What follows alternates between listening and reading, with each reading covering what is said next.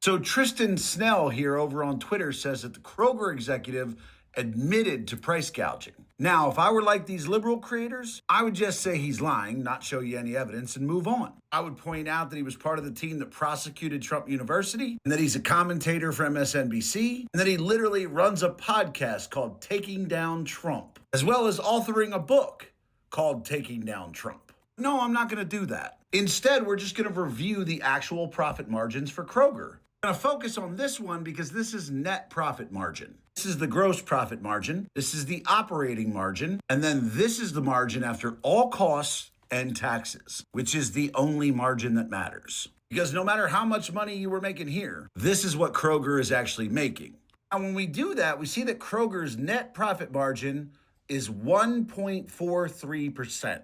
Kroger didn't even fucking make a 1.5% profit margin. So if what Tristan is saying is true, they jacked up prices on milk and eggs above what was needed to account for inflation. Why didn't they make any more money?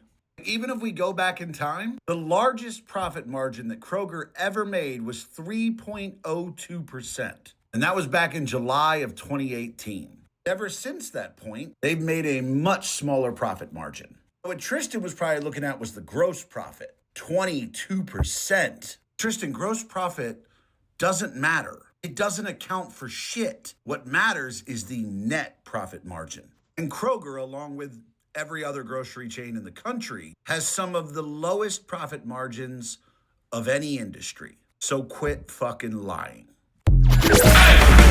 Thanks for listening to News Variable.